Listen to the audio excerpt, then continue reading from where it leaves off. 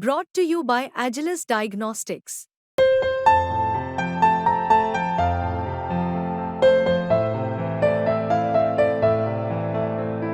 Agilus Diagnostics. कि तुम सही आदमी के साथ लगे हो, ये आदमी चुनाव में बेईमाना नहीं होने देगा। जो आप गट्टे वाली बात कह रहे हैं, बताओ आपने कहलवाई लिया मेरे से। वो इस बात में उन्हें आश्वासन था कि ये कुछ नहीं होने देंगे काउंटिंग, पर हमने कह भी दिया था डिस्ट्रिक्ट मजिस्ट्रेट को। 3 बार यहाँ से दिल्ली से किसी बड़े नेता का फोन गया, क्योंकि चेहरा डीएम का बता रहा था sir sir sir sir sir sir. मेरे डीएम को किसका फोन गया? आपके ने बड़े नेता का फोन? अब ये बड़े नेता का गया, आप जानते हो दिल्ली यूपी इसमें सरकार में कौन कौन बड़े नेता है, एक कर नहीं सकता दूसरे ने नहीं किया होगा। काउंटिंग के दौरान डीएम साहब ये तो है पर्ची,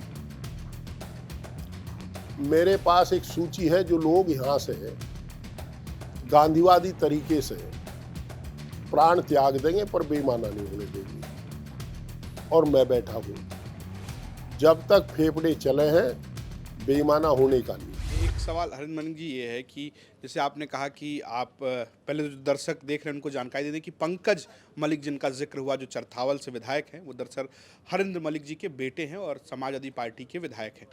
2 सवाल हैं, एक तो पहला कि पहले आप समाजवादी पार्टी में गए या पंकज पहले समाजवादी पार्टी में गए। और एक बड़ी चर्चा है जो सोशल मीडिया में बड़ी चर्चा है, लोग ये कह रहे थे कि जब आप गए मंच बातचीत एक तरीके से आमने सामने अखिलेश यादव से हुई, तो आपने कहा कि कोई गट्टा नहीं पकड़ पाएगा हमारे लड़कों का चुनाव में, जो बात मुजफ्फरनगर को लेकर कही जा रही थी। क्या ऐसा कुछ हुआ था? आपने कहा क्या था अखिलेश यादव से जब आपकी मुलाकात हुई? अखिलेश जी से मैंने ये कहा था, boss is boss and boss is always right. If you feel any problem any time, kindly see rule number 1 that is boss and see rule number 2 that boss is always right. नेता नेता है, कोई वादा नहीं, कोई commitment भी। हमें asset समझोगे ठीक है, जिस दिन लायबिलिटी लगा हमें बता दियो, हम अपने घर को चल देंगे, हम अपना 100% देंगे। और कोई ऐसी बात नहीं हुई थी, हमने कोई शर्त नहीं रखी थी, ना उन्होंने हमसे कोई शर्त पूछी थी। मैं उस परिवार को अच्छी तरह जानता था और वो हम लोगों को अच्छी तरह जानते थे। अलबत्ता उन्होंने कहा था भाई मैं पंकज को बहुत लाइक करता हूँ, मैं 3 साल से प्रयास कर, मैंने तो 2012 और 17 के बीच में प्रयास किया कि मेरे साथ आ जावे। ये तो उसकी बात थी, कोई शर्त कोई नहीं हुई। अच्छा, ये तो सभी जानते हैं, हमारा समर्थक जो है वो दिल से हमारे साथ है। मुजफ्फरनगर का जिले का कोई गांव ऐसा होगा जिसमें हमारे परिवार नहीं है, और 36 बिरादरी में कोई बिरादरी ऐसी नहीं होगी जिसमें अपने समर्थक नहीं है। स्वच्छकार समाज की नंगला नुन्ना खेड़ा गांव है हमारे यहाँ, सत्तो महिला है, सत्तो। वह बूथ पर अड़के, वो बूथ चुनाव के दिन अब सब कुछ भूल करके चुनाव में लगी थी, और वो स्वच्छकार समाज की है। तो हर गांव में हमारा अपना 36 कौम में राज आज से लग रहा है यार, बहुत दिन हो गए। और जो हमसे नाराज थे, अब पंकज उन्हें मैनेज कर लेता है।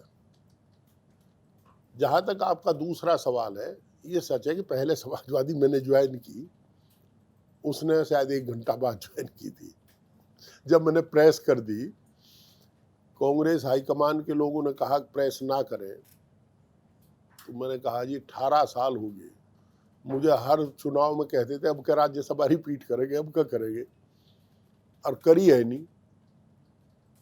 तो मैं 48 साल का था जब उनके साथ गया, 66 का हो गया जब उनसे निकला। 18 साल मैंने अपने जीवन के, वो समय जीवन का समय देखो ना, 48 साल में कोई आदमी 4 बार एमएलए रह लिया हो, राज्यसभा में हो, पार्टी का अध्यक्ष रह लिया हो, पश्चिमी उत्तर प्रदेश का इंचार्ज रह लिया हो, और हाउस में पार्टी का लीडर रह लिया हो, और उसको एकदम आप ब्रेक करके फ्रीज कर दो, तो ये तो राजनीतिक हत्या ही है, और क्या है।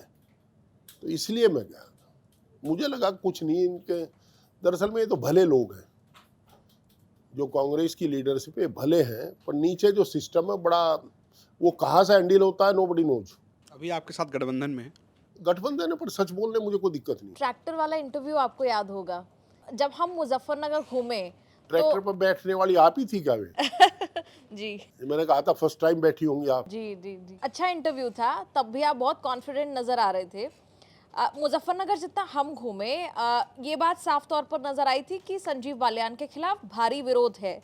लेकिन एक सवाल जो मन में आ रहा था वो यही था कि क्या जयंत फैक्टर क्या भूमिका इसमें निभाने वाला है, क्या उस, लेकिन आप उस सारे फैक्टर को दरकिनार करते हुए जीत आपको मिली, कैसे किया आप? देखिए, एक तो जो समाजवादी पार्टी का कोर वोटर था मुस्लिम, उसमें बहुत ज्यादा टूट नहीं कर पाए, पैसे के बल पर कुछ वोट तोड़ पाए, धमका करके कुछ वोट तोड़ पाए, पर फिर भी अक्सरियत में वोट मिला और उन्हें ये कॉन्फिडेंट थे वो कि तुम सही आदमी के साथ लगे हो, ये आदमी चुनाव में बेईमाना नहीं होने देगा। जो आप गट्टे वाली बात कह रहे, मैं बताऊं, आपने कहलवा ही लिया मेरे से। वो इस बात में उन्हें आश्वासन था कि ये कुछ नहीं होने देंगे काउंटिंग। पर हमने कह भी दिया था डिस्ट्रिक्ट मजिस्ट्रेट को, 3 बार यहाँ से दिल्ली से किसी बड़े नेता का फोन गया, क्योंकि चेहरा डीएम का बता रहा था sir sir sir sir sir sir. मैंने किसका डीएम फोन को गया? किसका फोन गया? आपके ने बड़े नेता का फोन? अब ये बड़े नेता का गया, आप जानते हो दिल्ली यूपी इसमें सरकार में कौन कौन बड़े नेता है, एक कर नहीं सकता दूसरे ने नहीं किया होगा। दूसरा ये है, और उस एक चरथावल में मैं सबसे पहले चरथावल का रिजल्ट डिक्लेयर हुआ, 13,800 कुछ से चुनाव जीत गए। तो जिस एसडीएम ने वो वोटर का हमें सब दिया था, बुढ़ाना और चरथावल वाले एसडीएम हम वोटर वो देते रहे थे कि इस राउंड में इतना वोट मिला, इस राउंड नियम तो देना चाहिए, उन्होंने दिया नहीं तो हमने लिया था, वो दोनों एसडीएम से हटा दिए। आप ताज्जुब करोगे, एसडीएम चरथावल ने और एसडीएम बुढ़ाना ने, वो बुढ़ाना तो लड़की थी, नाम भी नहीं जानता मैं, और काउंटिंग पे मिला बस केवल। एसडीएम सदर, चूंकि मेरा होम विलेज भी उसी में पड़ता है, उनको एसडीएम से हटा दिए गए दोनों को, you are not fit for sub divisional magistrate. और उनका कसूर केवल ये था कि उन्होंने हमें वो पर्ची दे दी थी कि इतनी वोट अब तक मिल चुकी। हमने डीएम को कहा काउंटिंग के दौरान, डीएम साहब ये तो है पर्ची, मेरे पास एक सूची है जो लोग यहाँ से गांधीवादी तरीके से प्राण त्याग देंगे पर बेईमाना नहीं होने देंगे, और मैं बैठा हूं, जब तक फेफड़े चले हैं बेईमाना होने का नहीं। दूसरी स्थिति यह है कि मैं जीत चुका, इतने वोट से आ गया हूं, अब आप ये पोस्टल बैलेट गिने जा रहे हैं, मगर जी आप सारे भाजपा को दे दो, मुझे गिनवाने ही नहीं है, मेरा मार्जिन इतना हो चुका। तो इन्होंने फिर शायद किसी को वही बात कन्वे की।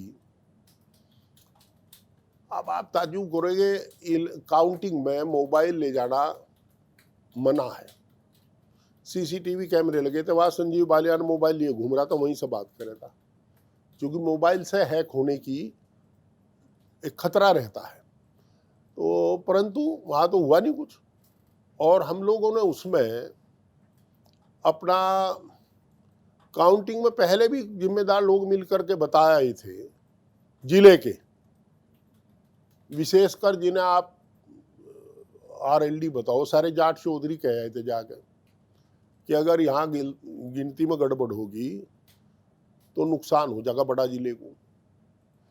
और देखिए, अब गिनती तो होती नहीं, अब तो जोड़ है, टोटलिंग है, काउंटिंग नहीं है, केवल टोटलिंग है, और वहां गिनती में गड़बड़ हुई नहीं। पर 2 अफसरों को सजा मिली, और इसलिए सजा मिली कि उन्होंने काउंटिंग में जो नतीजा आया उसकी कॉपी सभी कैंडिडेट्स को दे दी थी, वो दोनों हटा दिए गए। मेरा तो मन है कि जो चुनाव हुआ है, मेरा चुनाव, एक मैं थोड़ा हट के बोल रहा हूँ, एक क्वेश्चन मार्क लगा गया, आगे डेमोक्रेटिक सेटअप चलेगा कैसे, जितना हस्तक्षेप पुलिस का हुआ है। अब हमारी डेमोक्रेसी तो दरोगा के हाथ में है। अगर मेरे समर्थक मजबूत ना होते तो ये तो उन्हें पीट के भगा देते। कम से कम 50,000 वोट रुका है।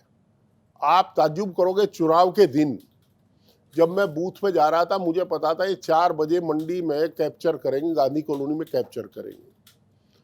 तो मैं वहां को जा रहा था, डीएमएसपी मुस्लिम मोहल्ले में ना तो पोलिंग बूथ है ना पोलिंग स्टेशन है, वहां जहां निकल करके रास्ता जाता था पोलिंग के लिए, वहां खड़े हो गए। ताकि मुस्लिम महिलाएं मुस्लिम पुरुष वोट डालने गए नहीं यार आधा घंटा। आप वोटिंग उठा करके देख लीजिए, आप कैसे करोगे? पुलिस 50 गाड़ी एक बूथ पर मुस्लिम मोहल्ले में जा खड़ी होगी कि भाई मुसलमान वोट डालना ना आवे। हमने कहा भाई हमारा चीफ इलेक्शन एजेंट गए, और वो चीफ इलेक्शन एजेंट सड़क छाप आदमी नहीं है, उसने मुझे पढ़ाया डीएवी कॉलेज में, वो केमिस्ट्री के हेड थे, केमिस्ट्री से रिटायर हुए हो, और वो बेचारे वो जा खड़े हो, उन्होंने कहा डीएम को क्या है ये सॉरी एसपीसीटी को, तब वहां से पुलिस हटी। भाई क्यों खड़ी? कहा कि लोगों को रोक रहे थे। दरअसल में डीएम एसपी ये चाहते थे कि चुनाव निष्पक्ष हो जाए और शांतिपूर्वक हो जाए, परंतु जो छोटे थानेदार थे, जब सारे चार्ज आपने भारतीय जनता पार्टी के सिटिंग एमपी के कहने से बांटे हों, तो जिन्हें ओबलाइज किया वो तो करेंगे। ये मुजफ्फरनगर का चुनाव इस बात को है, मैं आपको कह रहा हूँ, देखिए लोकतंत्र में प्रेस भी चौथा स्तंभ है। अगर ये सिस्टम रहा तो अगर डेमोक्रेसी नहीं चलेगी। पॉलिटिकल आदमी तो जनता को बचाता है अफसरों की लुटाई से, और जब पॉलिटिकल आदमी इन पर डिपेंड हो जाएगा तो कौन बचावेगा? एक तो ये 2 साल वाला जो नियम आया, इससे सब राजनेता डरने लगे, 1 मिनट में सदस्यता चली जा।